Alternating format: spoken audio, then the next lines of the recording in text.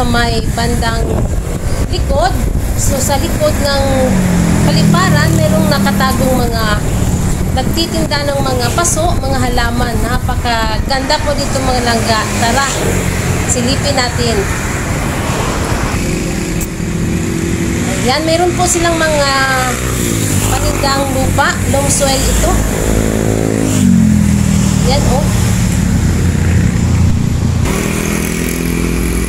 Wow, napakaganda ng mga halaman nila. Napakadaming halaman. Wow, ang ganda nito, oh.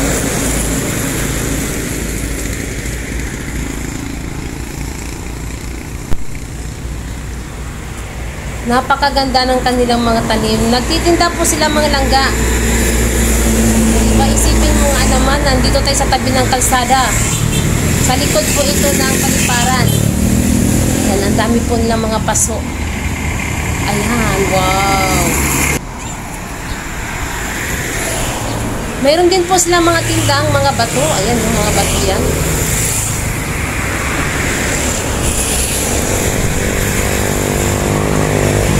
Silipin natin hanggang dun sa dulo po ito mga langga.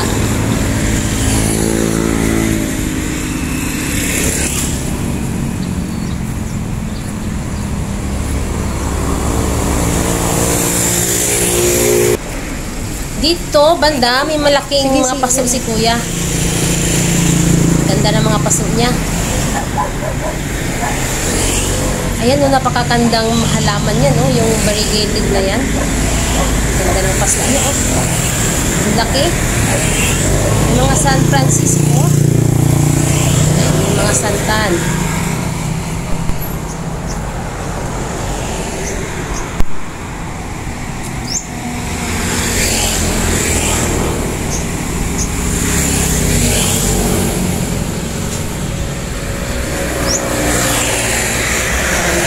Pwede po kayo pumunta dito. Ang dami pong mapipilang mga halaman. Ang ganda ng kanilang bougainvillea, oh. Wow, ang ganda ng kulay. Ang daming bulaklak.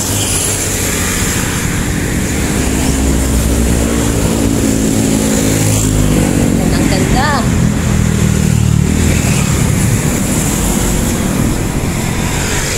Dito, sa side na to, ang dami nilang mga bato na ibinibinta.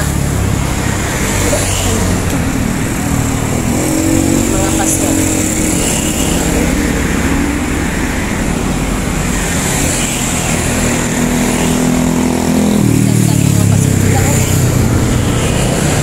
So, naghahanap po tayo ng naghahanap kasi ako ng lemon. Kasi meron akong kalamansi. Wala. So, dito, wala akong makita kasi dito eh. Magtatanong tayo dito kay ate.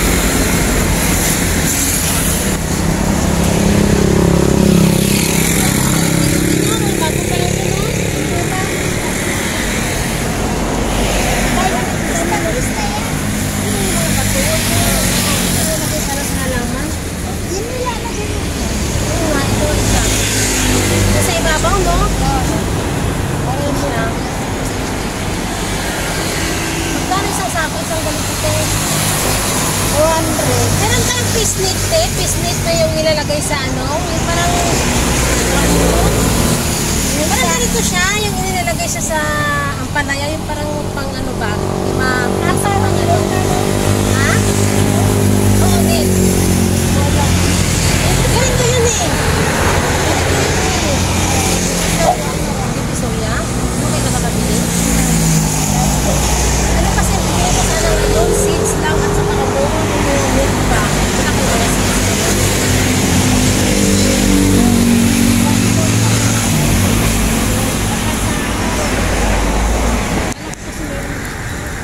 Ang sa akin kasi nagkakaroon ako ng dahil sa third floor.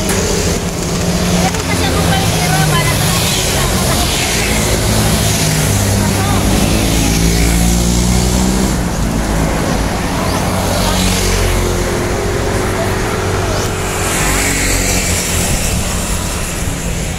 okay, ayan. Nagtitingin-tingin po kami dyan ng mga paso.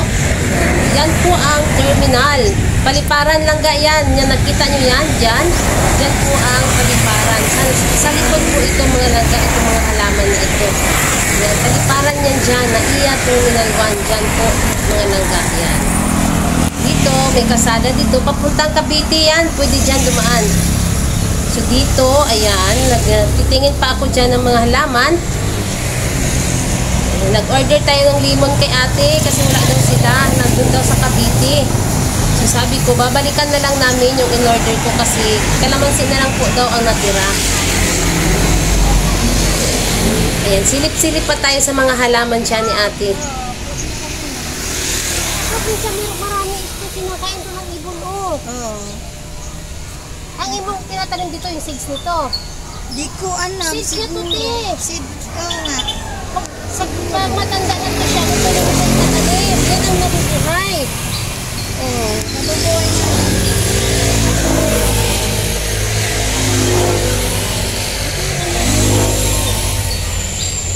May ano kasi, may tawag ito, limon.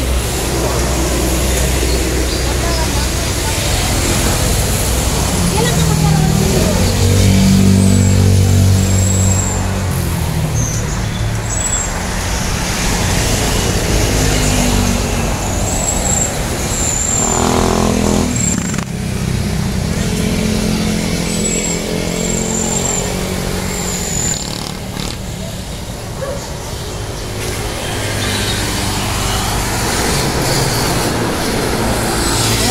Ang gaganda ng mga halaman dito, oh.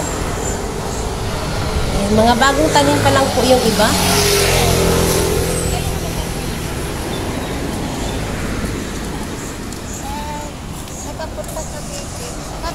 Ang dami rin lang bougainvillea. So, mga bagong tanim lang din. Pero okay na yung mga roots daw nito, sabi ni ate.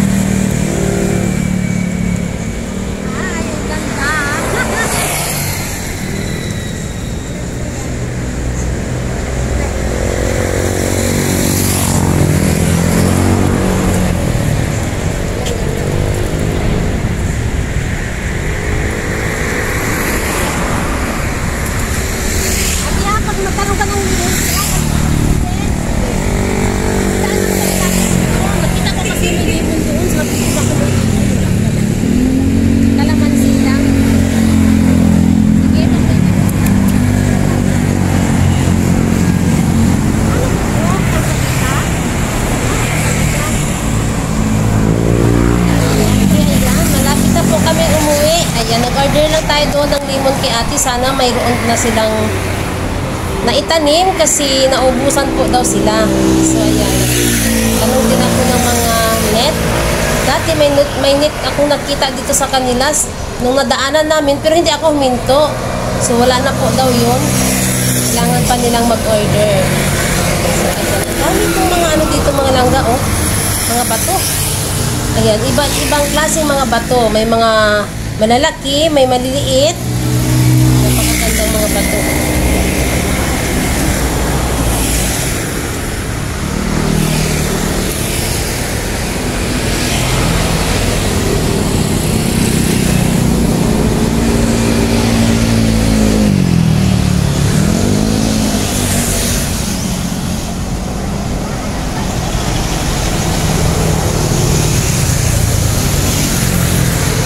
Ang dami rin mga sasakyan na dumadaan dyan.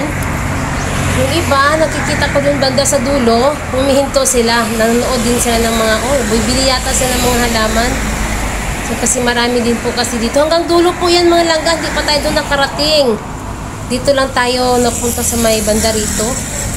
Doon, hanggang doon pa. Papunta pa doon sa dulo, may mga halaman. Babalik tayo dyan sa susunod na araw. Ayan. Magtitingin pa ng bato. Ayan, malapit na po kaming umuwi. Ayan, thank you. At tayo ay magtatapos na sa ating mga vlog dito sa garden ni ate. Dito sa Naiya Terminal 1 sa likod. Ayan, salamat sa inyong lahat. Walang sawang panonood sa aking mga vlog. Please subscribe my channel in the next stop.